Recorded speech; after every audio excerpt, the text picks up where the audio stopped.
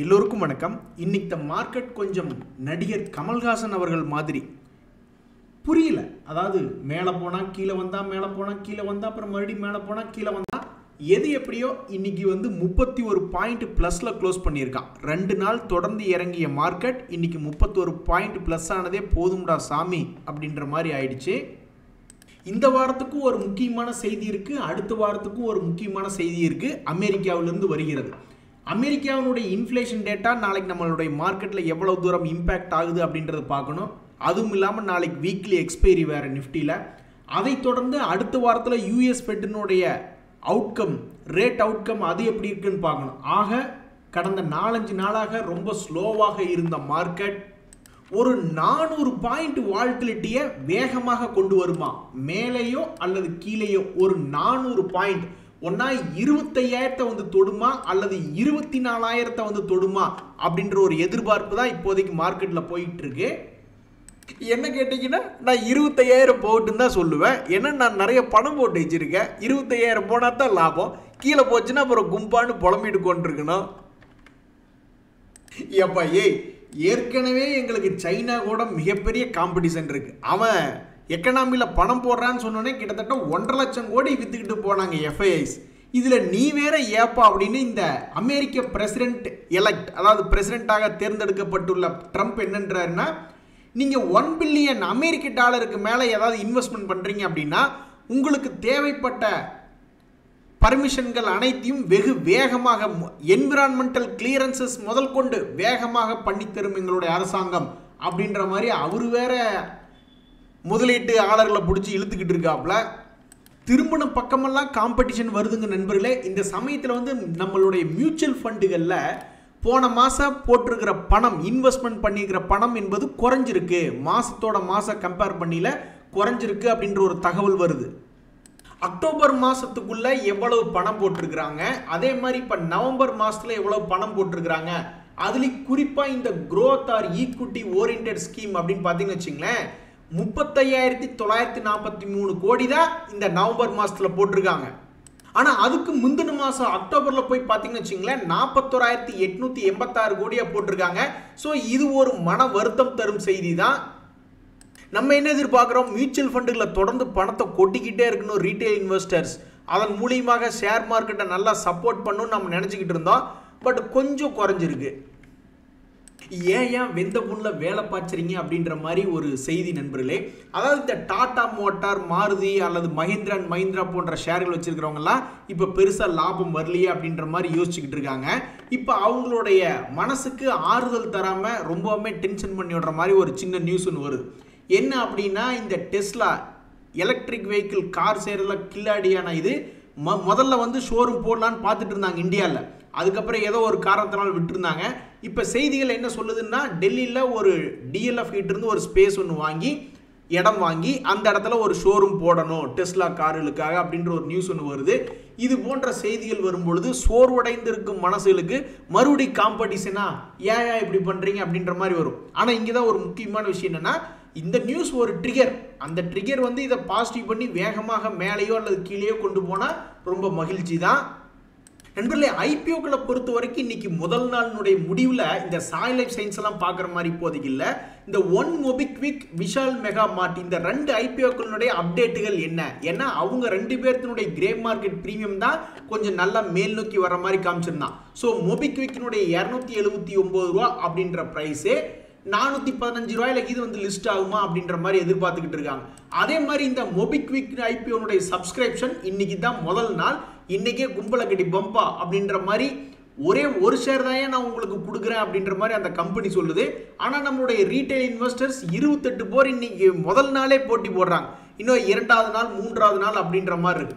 அதே மாதிரி இந்த விஷால் மெகா மார்ட் அப்படின்றது வந்து அவங்க வெளியிடுறது 78 ரூபாய். அதனுடைய லேட்டஸ்ட் தரவுகள் என்ன சொல்லுதுன்னா, மேபி அது ஒரு 20% மேலே வந்து லிஸ்ட் ஆகக்கூடிய வாய்ப்பு இருக்கிறதா அவன் காமிச்சுக்கிறான். இதுக்கு பெருசாக போட்டி இல்லை. ஏன்னா டிமார்ட்டு அந்த மாதிரி நிறைய மார்ட்லேயே நாங்கள் ஏற்கனவே அடிவாக்கி கொண்டிருக்கோம். நியாரியா புதுசாக விஷால் மார்ட் அப்படி இது நினச்சிட்டாங்களா என்னன்னு தெரில. பட் இப்போதைக்கு சப்ஸ்கிரிப்ஷன் அப்படின்றது கொஞ்சம் ஸ்லோவாக இருக்குது. ஸோ அப்போ கடைசியாக இப்போதைக்கு பெரிய ஆளாக இருக்கிறது இந்த ஒன் மொபிக்விக் சிஸ்டம்ஸ் அப்படின்ற ஐபிஓ தான். இது யாருக்கெல்லாம் கிடைக்குதோ மேபி அவங்களுக்கு சந்தோஷம் வர்றதுக்கு தான் இப்போதைக்கு டே 1 IPO க்ளோசிங்கினுடைய தகவல்கள் சொல்லுது. ஏங்க நல்லா தானங்க இருக்கிறீங்க, உங்களுக்கு எல்லாம் மேலே வந்தால் என்னங்க குறைச்சல் அப்படின்ற மாதிரி சில முதலீட்டாளர்கள் புலம்பிட்டு இருக்காங்க. எதில்? இந்த பிரிட்டானியாலையும் மதர்சன்லையும் பணம் போட்டவங்க தான்.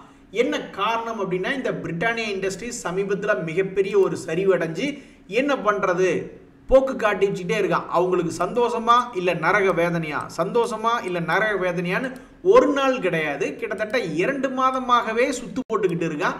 இது என்ன ஆக போகுது அப்படின்றது தெரியல. மேலே வந்தால் குறைஞ்சா போயிடும் அப்படின்ற மாதிரி முதலீட்டாளர்கள் புறம்பிக்கிட்டு இருக்காங்க. இந்த சமயத்தில் வந்து ஒரு பொருள் சூடாகவும் இருக்கு பட் குளிர்ச்சியாகவும் இருக்கு அப்படின்னா நம்ம எல்லாத்தினுடைய மனசும் எங்கே போகும் அப்படின்னா, ஒரு வேலை சரி விடுங்க, வாயை கொடுத்து வாயை கட்டி வாங்கி கட்டி கொண்டான் அப்படின்ற மாதிரி பெயர் வந்துடக்கூடாது. இந்த சமயத்தில் இந்த மதர்சன் சுமி அப்படின்ற ஷேர், இந்த மதர்சன் சுமி ஷேர் இதுக்கு முன்னாடி எல்லாம் இதே மாதிரி ஒரு லோ ரேட்டில் வரும் பொழுது டக்குன்னு மேல் நோக்கி ஏறக்கூடிய வாய்ப்புகள் பண்ணியிருக்கான். அப்போ இப்போ மட்டும் உனக்கு என்ன குறைச்சல், ஏன் ஏற மாட்டேன் என்கிறாய் அப்படின்ற மாதிரி இந்த ஷேரை வச்சிருக்கிறவங்க புலம்பிட்டு இருக்காங்க. அவங்களுடைய புலம்பலை நீக்கும்படி மிக வேகமாக இது ஒரு 75 ரூபா கூட வந்ததுன்னா கூட பாவம் மகிழ்ச்சி அடைவாங்க. சும்மா கிடந்த சுங்க ஊதிக்கு எடுத்த மாதிரி சமீபத்தில் இந்த கன்சியூமர் ரிலேட்டடான ஸ்டாக்ஸ்லாம் திடீர்னு ஒரு 8% 4% இறங்குச்சு. அதுக்கு வந்த ஒரு பிஸ்னஸ் கண்டிஷன்ஸ் அப்டேட்ஸ் தான் காரணம். ஸோ அதே மாதிரி இப்போ விஷால் மெகா மார்ட் அப்படின்ற ஒரு IPO வந்ததுனால இந்த டிமார்ட் அப்படின்ற கம்பெனிக்கு ஏதாவது ஒரு விஷயம் நடக்குமா, ஏதாவது ட்ரிகர் கிடைக்குமா அப்படின்ற மாதிரி நிறைய பேர் பார்த்துக்கிட்டு இருக்காங்க. இந்த சமயத்தில் ரேஞ்ச் பவுண்ட் அப்படின்னு ஷேர் மார்க்கெட்டில் ஒரு கான்செப்ட் இருக்குது. அதாவது ஒரு ரேஞ்சுக்குள்ளேயே இப்படி விளையாண்டுக்கிட்டு இருக்கிறது. அதனுடைய எக்ஸாம்பிள் தான் இந்த டிமார்ட். அவென்யூ சூப்பர் மார்ட்ஸ் என்று அழைக்கப்படுகின்ற இந்த ஷேர் நம்ம எடுத்து பார்த்தோன்னு வச்சிங்களேன், கிட்டத்தட்ட 2 வருஷத்தை ஒரு மாதிரி ஒரு குறிப்பிட்ட சேனல் பேட்டர்னுக்குள்ளேயோ அவன் கடந்துட்டான். பெருசாக ஏற வேண்டியது, அப்புறம் இறங்க வேண்டியது, மறுபடியும் பெருசாக ஏற வேண்டியது, பிரேக் அவுட்லாம் காமிச்சா எல்லாரும் இந்த மல்டி இயர் ஹையெல்லாம் தாண்டிருந்து தான் நினச்சாங்க. நானும் கூட தான் நினச்சேன், உடனே இதை செய்தியில் கவர் பண்ணணும் அப்படின்ற மாதிரி நான் போட்டு வச்சு பார்த்துக்கிட்டு இருந்தேன், மல்டி இயர் ஹை தாண்ட போகுதோ அப்படின்ட்டு. அப்புறம் பார்த்தா இல்லை, நான் தாண்டவும் இல்லை ஒன்றும் இல்லை அப்படின்னு சொல்லிட்டு மறுபடியும் அது அதனுடைய பழைய இடத்துக்கே வந்து இப்போதைக்கு லோ லெவலில் ட்ரேட் ஆகிட்டு இருக்கு. ஸோ இந்த விஷால் மெகா மார்ட் என்ற பெயர் கொண்டதுனால இந்த 2 ஏதாவது ஒரு ட்ரிகர் கிடைக்குமா அப்படின்ற மாதிரி இந்த ஷேரை வச்சிருக்கிறவங்க பார்த்துக்கிட்டு இருக்காங்க. நண்பர்களே, எந்த ஒரு சொத்தும், அதாவது ரியல் எஸ்டேட் கூட திடீர்னு கீழே இறங்கிடும், அப்புறம் 10 வருஷம் கழிச்சு பார்த்தா மேலே ஏறிடும் அப்படின்ற மாதிரி சமீபத்தில் இறங்கி வந்த கோல்டு என்பது ஒரு மாதத்தினுடைய ஹை பக்கத்தில் வந்து ட்ரேட் ஆகிக்கிட்டு இருக்கு.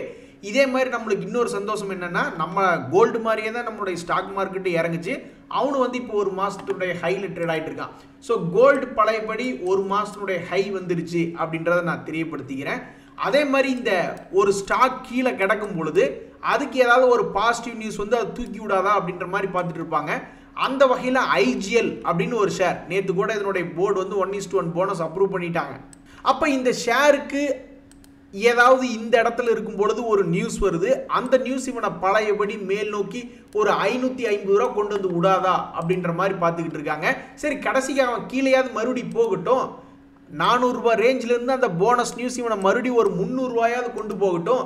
அப்போ என்ன ஆகும் அப்படின்னு பார்த்தீங்கன்னா, இதுவும் ஒரு ஃப்ளாட் ரேஞ்சுக்குள்ளே ஒரு வேளை மாட்டிக்கிச்சிங்கன்னா 300 400 300 400 அப்படின்னு ஒரு 4 தடவை போயிட்டு வந்தால் கூட போதுமே.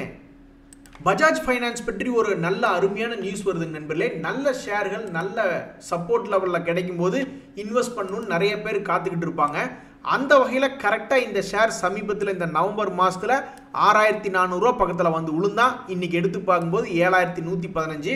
1 2 3 முறை சாதித்த இந்த ஷேர் இப்போ 3.5 முறையாக, ஏன்னா 4 கம்ப்ளீட் ஆகல, அதனால் 3.5 முறையாக சக்ஸஸ் ஆகிருக்கு. மீதி அறையும் கம்ப்ளீட் ஆகுதா இல்லையா அப்படின்றத பொறுத்து இருந்து தான் பார்க்கணும். அடடா, நிறைய பேர்த்துக்கு கிடைக்க வேண்டிய பணம் போயிடுச்சுங்களே நண்பர்களே. இந்த BPCL அப்படின்ற ஒரு ஷேர் சமீபத்தினுடைய வீழ்ச்சியின் போது இந்த ஷேர் சரிவடைந்து உளுந்திருக்கு. அது எங்கே அப்படின்னு பார்த்தீங்கன்னா, இந்த 2024 லோ லெவலுக்கு பக்கத்தில் தான் வந்து சரிவடைஞ்சிருந்தான். அதுக்கப்புறம் மறுபடியும் கொஞ்சம் விலை ஏறி வந்துட்டான். இவன் மட்டும் 2023 என்ன ரேட் இருந்தானோ அந்த ரேட்டுக்கு வந்து சரிவடைஞ்சிருந்தான்னு வச்சிங்களேன், பல பேர்த்துக்கு இது உபயோகமாக இருந்திருக்கும். டிவிடெண்ட் கொடுக்க போகக்கூடிய பங்கு BPC இல்லாமல் இல்லை, இந்த இந்தியா என்ன பண்ண போகுது அப்படின்ற மாதிரி நிறைய பேர் போய் வாங்குறதுக்கு முயற்சி பண்ணியிருப்பாங்க. ஸோ ஒரு நல்ல ஒரு வாய்ப்பு அப்படின்றது கிடைக்காம போயிடுச்சு. ஸோ இன்னைக்கு நான் ஒரு உண்மை என்ன தெரிஞ்சுக்கிட்டேன்னா, பேட் நியூஸ் வந்து இறங்குறது முக்கியம் இல்லை, அவன் இதுக்கு முன்னாடி வருஷம் அல்லது அதுக்கு முந்தின வருஷம் அளவுக்கு நல்லா சீப்பாக ஒரு 60-70% இறங்குச்சுன்னா ரொம்ப நல்லா இருக்கும். நண்பர்களே, டக்குன்னு ஒரே செகண்ட்ல சொல்லுங்க பார்க்கலாம், எந்த பேங்க் ஷேர்ஸ்கள் உச்சியிலேயே இருக்கு? நிறைய ஷேர்ஸ் கீழே வந்துடுச்சு, பட் எந்த 2 ஷேர்கள், சில ஷேர்கள் உச்சியில் இருக்குன்னு டக்குன்னு சொல்லுங்க பார்க்கலாம். நான் சொல்லட்டுமா? இந்தியன் பேங்க் அப்படின்னு ஒரு ஷேர், அவன் பாருங்க அவனுடைய ப்ரீவியஸ் ஹையை வந்து மிக அழகா தொட்டிருக்கான். அதே மாதிரி இந்த ஃபெடரல் பேங்க் அவன்லாம் பெருசா இறங்கவே இல்லை, சமீபத்தினுடைய வீழ்ச்சியில மல்டி இயர் ஹை கட் பண்ணி போயிட்டே இருக்கான். இந்த 2 பேங்க் கிட்டையும் அப்படி மற்ற பேங்க் கிட்ட இல்லாத இந்த 2 பேங்க் கிட்டையும் என்னதான் இருக்கு அப்படின்னு தெரியல, இந்த 2 இருக்கிறதுலே ஹையை தாண்டி போய்கிட்டு இருக்கான். இந்த சமயத்தில் இந்த பஞ்சாப் நேஷனல் பேங்க் இதே மாதிரி மேல் நோக்கி வருமா? சமீபத்தினுடைய டிஐஎஸ் ஹோல்டிங்ஸ் என்ன சொல்லுது? இன்னைக்கு பொறுத்த வரைக்கும் வெறும் ஒரு 1.5% இறங்கி 108 ரூபா. இது ஏதாவது குறியீடான்னு தெரியல, கரெக்டாக 108ல் க்ளோசிங் ஆயிருக்கு. முதலீட்டாளர்களை பொறுத்த வரைக்கும் டிஐஎஸ்னுடைய ஹோல்டிங் பர்சன்டேஜ் அப்படின்றது 11.61 ஆயிருக்கு. எஃப்ஐஎஸ்னுடைய ஹோல்டிங் பர்சன்டேஜ் இதுக்கு முன்னாடி கோட்டையெல்லாம் வெறும் 5 தான் இருந்தது, இப்போ போய் எடுத்து பார்த்தா 8.4 இருக்கு. நீங்கள் என்னமோ பண்ணிக்கிட்டு போங்க, கடைசிக்கு இந்த பஞ்சாப் நேஷனல் பேங்கை எப்படியாவது ஏற்றி விடுங்க அப்படின்ற மாதிரி தான் நிறைய பேர் வேண்டி கேட்டுக்கிட்டு இருப்பாங்க. 110லேருந்து 140 ரூபா வந்துச்சுன்னா அந்த ஷேரை வச்சிருக்கிறவங்களுக்கு ஒரு சந்தோஷம் தான். நண்பர்களே, ஷேர் மார்க்கெட்டில் உங்களுக்குன்னு ஒரு ஸ்டைல் ஒன்று கிரியேட் பண்ணிக்கங்க. அது மோஸ்ட்லி ஒரு ஃபண்டமெண்டலி வேல்யூ பேஸ்டு இருக்கிற மாதிரி பார்த்துங்க. இந்த வாரன் பஃபட் அவர்கள் என்ன பண்ணாரு அப்படின்னு உங்களுக்கு ஞாபகம் இருக்குல்ல? இந்த பேடிஎம் அப்படின்ற ஷேரை வந்து கிட்டத்தட்ட சில மாதங்களுக்கு முன்னாடி, சில வருடங்களுக்கு முன்னாடி ஒரு 900 ரூபாய் ரேஞ்சில் அதை விட்டு வெளியே வந்துட்டார். அவர் வெளியே வந்த உடனேயுமே இந்த ஷேர் என்ன வெறும் 300 ரூபாய்க்கெல்லாம் போயிட்டான். வெறும் 300 ரூபா போயிட்டு ஆஹா வாரன் பஃபட் பண்ணது கரெக்டு அப்படின்றதுக்கு அப்புறம் அவர் பண்ணது கரெக்டுன்னு காமிச்சிக்கிட்டு அப்புறம் மறுபடியும் இப்போ 900 ரூபாய் 1000 ரூபாய் ரேஞ்சுக்கு கொண்டு வந்திருக்கு. ஸோ வாரன் பஃபட் அவர்கள் எந்த ரேட்டில் வித்துட்டு வெளியே பண்ணாரோ மறுபடியும் அதே ரேஞ்சு பக்கத்தில் வந்துடுச்சு. அதே மாதிரி இந்த விஜய் கேடியா அப்படின்ற அவர்களுடைய தொல்லை தற்போது தாங்க முடியல. நேற்று ஏதோ ஒரு ஷேர் அவர் வாங்கி வச்சது ஏறி போச்சுன்னு சொல்லி எல்லாம் ஆடிக்கிட்டு இருந்தாங்க. இன்னைக்கு போய் ஒன்று எடுத்து பார்த்தா திடீர்னு இந்த பிரெசிஷன் கேம்ஃபெட் ஒரு 10% ஏறிச்சு. இதுக்கு முக்கிய காரணம் விஜய் கேடியா அப்படின்றவர் வச்சிருக்கிறாரு அப்படின்ற மாதிரி சொல்றாங்க. ஸோ அப்போ இதெல்லாம் என்ன ஆகுதுன்னா, அப்படி பார்த்தா இவர் இந்த வைபவ் குளோபல்னு தான் ஒரு ஷேர் வச்சிருக்காரு. அந்த ஷேர் எடுத்து பார்த்தோம்னு வச்சிங்களேன், அதெல்லாம் நீட்டு கீழே படுத்திருக்கு. மேலே இயர் ஹை 500ன்னு காட்டுது, இப்போ 300ன்னு காட்டுது, கிட்டத்தட்ட 1000 ரூபாய் ரேஞ்சில் இறங்கி கிடக்கு. ஸோ ஒருத்தர் பின்னாடி நீங்கள் போய் அது கரெக்டாக நடக்கணும்னு அவசியம் கிடையாது. அதுக்கு பதிலாக நீங்கள் ஸ்டாக் மார்க்கெட் பின்னாடி போங்க. இதெல்லாம் இண்டிவிஜுவல்ஸ், அவங்களுக்கு பின்னாடி போகிறத விட ஷேர் மார்க்கெட் என்ன சொல்லுது, நல்ல ஷேராக பார்த்து இன்வெஸ்ட்மெண்ட் பண்ணு, லாபம் பண்ணக்கூடிய ஷேராக பார்த்து இன்வெஸ்ட்மெண்ட் பண்ணு அப்படின்ற மாதிரி சொல்லுது. ஸோ அப்படி ஒரு ஸ்டைலில் நீங்கள் உங்களுக்குன்னு உருவாக்கிக்கிட்டீங்கன்னா தான் மற்றவங்க உங்களுடைய மனசை பாதிக்க முடியாத மாதிரி இருக்கும். அப்புறம் இவரை நம்பி நீங்கள் இந்த விஜய் கேடியை நம்பி ஒருவேளை நீங்கள் இதை வாங்கியிருக்கீங்கன்னு வச்சுங்க, அது 1000 ரூபாயிலிருந்து 300 ரூபா போனால் என்ன பண்ணுவீங்க? அதே மாதிரி வாரன் பஃபட் அவர்கள் வெளியே வர்றாருன்னு சொல்லி நீங்களும் வெளியே வந்துடுறீங்க. எங்கே அவர் வந்த ரேட்டுக்கு வந்திருந்தா கூட பரவாயில்ல, அந்த ரேட்டுக்கு வராமல் ஒரு 300 ரூபாய்க்கு வெளியே வந்திருந்தீங்கன்னு வச்சுங்க, இப்போ 1000 ரூபாய்க்கு வந்துட்டு உங்களுக்கு ஸ்டொமக் ஃபயர் ஆகும். ஏங்க சமீபத்தில் ஒரு நியூஸ் கூட இல்லாத மாதிரி ஏதாவது ஷேர் இருக்குங்களா அப்படின்னு கேட்டால் எனக்கு எது மைண்டில் வரும்னா இந்த நியூஸ் தான் வரும். அதாவது ஓஎன்ஜி ஷேரில் நியூஸே வரல, அதுதான் நியூஸ். சமீபத்தில் எத்தனையோ ஷேர்கள் நியூஸ் வந்து மேலே கீழே ஏறி இறங்கிக்கிட்டு இருக்கு. வளைகுடா நாடுகளில் கூட திடீர்னு ஏதாவது பிரச்சனைனா அந்த ஆயில் ரிலேட்டடான கம்பெனிகள் ஏறி இறங்கிட்டு இருக்கும். இப்போ இந்த ஒரு மாதமாக எந்த விதமான நியூஸும் இல்லை. அதுக்கு தகுந்த மாதிரி இந்த ஒரு மாதத்துக்கு முன்னாடி இவன் என்ன ரேட் இருந்தான்னா 257 ரூபா, இப்போ என்ன ரேட் இருக்கீங்க அப்படின்னு போய் கேட்டால் இப்போவும் நான் அதே 257 ரூபா தான் இருக்கிறேன் தம்பி, எல்லாம் போயிட்டு வாங்க அப்படின்ற மாதிரி. இந்த ஓஎன்ஜி ஷேர் வச்சுருக்கிறவங்க பாவம் ஒரு மாதத்தினுடைய ரிட்டர்ன் 15 பைசா. இது செல்லாது, கடைசிக்கு 1 ரூபாயாவது இருந்தால் தான் செல்லும். இந்த 15 பைசா வச்சுக்கிட்டு என்ன பண்ணுறது அப்படின்ற மாதிரி இருக்குது. நண்பர்களே, ஒரு கதை ஒன்று, ஒரு ஊரில் ஒரு காட்டில் ஒரு மிகப்பெரிய ஒரு ஆலமரம் அப்படின்ற மாதிரி இருந்துதான். சரி, இவ்வளவு பெரிய மரம் இருக்கே, இது எவ்வளவு பெரிய புயல் வந்தாலும் மழை வந்தாலும் நம்மளையெல்லாம் காப்பாத்திருன்னு அதை நம்பி நிறைய சின்ன சின்ன மரங்கள் இருந்துதான். கடைசியில் புயல் மழை அப்படின்னு வரும்பொழுது இந்த மரமே சாஞ்சு போச்சு, அப்புறம் எந்திரிக்கவே இல்லை. அந்த வகையில் ஆனால் சின்ன மரங்கள் எல்லாமே தப்பிச்சுக்குச்சு. அந்த வகையில் ஷேர் மார்க்கெட்டில் ஒரு மிகப்பெரிய ஷேர் ரிலையன்ஸ் அப்படின்ற ஷேர், அவன் சரிவடைஞ்சதுக்கப்புறம் இன்னும் எந்திரிக்கவே இல்லை. ஆனால் சின்ன சின்ன மரங்கள் ஏகப்பட்டது சரியில்லை, அதுக்கு பொதுவாக மேல் நோக்கி ஏறி வந்துட்டான். கீழே விழுந்த எத்தனையோ பங்குகள் இந்த 2 மாதத்தில் 1 மாதத்தில் மிக அழகாக ஏறி வந்துட்டான். ஆனால் இந்த மிகப்பெரிய ஆலமரம் அப்படின்றது சரிஞ்சு கிடக்கு. என்ன காரணமோ தெரியல. இதுக்கு 2 கோடு போட்டு வச்சது ஒருவேளை காரணமா இருக்குமோ? சில பேர்லாம் யோசிச்சுட்டு இருந்தாங்க 2 மாசத்துக்கு முன்னாடி, எப்படி காலம் போயிருது பாருங்க, ஒருவேளை இது சென்டர் பாயிண்ட் இங்கிருந்து மேலேயோ கீழேயோ போகுமோ நினைச்சுக்கிட்டு இருந்தாங்க. அது மாதிரி ஆயிடுச்சு. எனக்கு என்னமோ இந்த படத்தை எல்லாம் டெலிட் பண்ணி விட்டாதான் அதுக்கு ஒரு சாப விமோச்சனம் வரும்னு நினைக்கிறேன். இனிமேலாவது இந்த பெரிய ஆலமரம், சரிஞ்சு கிடந்த ஆலமரம் அப்படியே மேல் நோக்கி வந்து என்னையா கிண்டல் பண்றீங்க அப்படின்ற மாதிரி வந்து விட்டால் ரொம்ப மகிழ்ச்சி. ஏய் உனக்கெல்லாம் என்னப்பா, ஏன்பா நீ ஏற மாட்டேங்கிற அப்படின்ற மாதிரி புலம்ப விடக்கூடிய ஷேர்களில் இந்த NMDC அப்படின்ற ஒரு ஷேரும் உண்டு. அது ஏன் ஏற மாட்டேங்குதுன்னா அது வாங்கிட்டு வந்த வரம் அப்படின்னு நான் நினைக்கிறேன். இதுக்கு முன்னாடியே அதனுடைய தலையில கரெக்டாக கொட்டி கொட்டி எப்பெல்லாம் அவன் மேலே வரலான்னு நினைக்கிறானோ அப்பெல்லாம் அவன் தலையில கரெக்டாக கொட்டி கீழே இறக்கி விட்டுறாங்க. 3 முறை இந்த மாதிரி பண்ணியிருக்காங்க. இப்போ 4வது முறை அதே மாதிரி 250 ரூபாயிலிருந்து மறுபடியும் இவனை 200 ரூபா கொண்டு போக போறாங்களா இல்லையா அப்படின்றது பொறுத்து இருந்து தான் பார்க்கணும். இந்த 4வது முறை இதுக்கு பேர் தான் ஷேர் மார்க்கெட்ல ரெசிஸ்டன்ஸ் அப்படின்னு சொல்றாங்க. ஒரு குறிப்பிட்ட இடம் இதுக்கு முன்னாடியே ப்ரீவியஸாக கிரியேட் பண்ணி வச்சுக்கிறான். அந்த இடம் வரும்பொழுது தாண்ட முடியாமல் பாவம் தள்ளாடுறான். இதுக்கு ஒரு எக்ஸாம்பிள் தான் இந்த NMDC அப்படின்ற ஷேரினுடைய விலை. நம்ம வேணா எல்லாரும் சேர்ந்து ஊக்கப்படுத்தணும். இல்லை உங்களால் முடியும், கமான், நீங்கள் எம்ஜிஆர் மாதிரி கண்டிப்பாக இந்த 4வது தடவை நீங்கள் உங்களால் முடியும், தாண்டி நீங்கள் 300 ரூபா போயிடுவீங்க அப்படின்னு என்கரேஜ் பண்ண வேண்டியதுதான். நண்பர்களே, ஸ்வான் எனர்ஜி அப்படின்னு ஒரு ஷேர் சும்மா சாதாரணமாகலாம் சொல்லக்கூடாது. இந்த ஷேரினுடைய செய்தி என்ன அப்படின்னு பார்த்தீங்கன்னா, ஒரு கருப்பு குதிரை மாதிரி பயங்கரமாக ஏறி வந்திருக்கு. அந்த சார்ட்டை பார்க்கும் பொழுதே கரெக்டாக 2024 மே மாதத்தில் என்ன லோ ரேட் வந்தானோ அதே லோ ரேட்டை தொட்டுட்டு வெறும் 1.5 மாதத்தில் அதை மறுபடியும் ரெக்கவரி பண்ணி காமிச்சிருக்காங்கன்னா ஒரு சாதாரண விஷயமே இல்லை இந்த ஸ்வான் எனர்ஜி. இதில் முதலீட்டாளர்கள் என்ன பண்ணியிருக்காங்க அப்படின்னு பார்த்தோம்னா, டிஐஎஸ்னுடைய ஹோல்டிங் பெர்சன்டேஜ் பொறுத்த வரைக்கும் அது குறைச்சிருக்காங்க, 13.65 குறைச்சிருக்காங்க. ஸோ ஷேர் மார்க்கெட் என்பது வினோதமானது அப்படிங்கிற கலவா. டிஐஸ் பெரிய ஆளுக கொஞ்சம் கணிச்சு ஒருவேளை ப்ராஃபிட்டை கூட அவங்க புக் பண்ணியிருக்கலாமா, இல்லை அவங்க ஏதாவது வெளியே வந்திருக்காங்களா என்னன்னு தெரியாது. பட் அவங்களுடைய ஹோல்டிங் பர்சன்டேஜ் குறைஞ்சிருக்கக்கூடிய இந்த நேரத்தில் அந்த ஸ்டாக்கினுடைய விலை என்பது இந்த வருஷத்தினுடைய உச்சத்தை வந்து தொட்டிருக்கிறது ரொம்பவுமே இன்ட்ரெஸ்டிங்காக இருக்குது ஷேர் மார்க்கெட்டில். வேற என்னங்க நண்பர்களே ஷேர் மார்க்கெட்டில் ரொம்ப முக்கியமான விஷயம் வேற ஒன்றும் கிடையாது.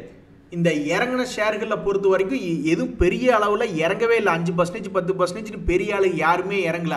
அதனால் இன்றைக்கி போர்ட்ஃபோலியோ பல பேர்த்தோடைய போர்ட்ஃபோலியோ பெருசாக இறங்கியிருக்காதுன்னு தான் நான் நினைக்கிறேன். ஐடியில் மட்டும் ஒரு சின்ன ப்ராஃபிட் புக்கிங்.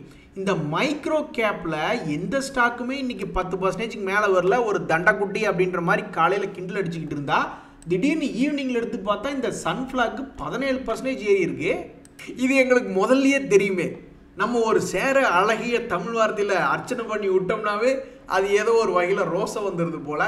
ஸோ சன்ஃப்ளாக் அப்படின்ற ஷேர் இன்றைக்கி ஒரு 16% ஏறி இருக்குது. அது ஒரு முக்கியமான செய்தி.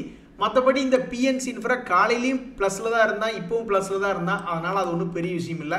அதனால் ஐஆர்எஃப்சியும் அதே மாதிரி தான் காலையில் ப்ளஸில் இருந்தது அப்படியே தக்க வச்சுக்கிட்டாங்க. ஆக மொத்தம் பெரிய ஆளுகிட்ட இன்றைக்கி ஒன்றுமே விஷயமே இல்லை. சரிங்க நண்பர்களே, இன்றைய தகவல் அனைத்து உங்களுக்கு உதவியாக இருந்ததுன்னா எனக்கு சந்தோஷம் தான். ரொம்ப நன்றி, வணக்கம்.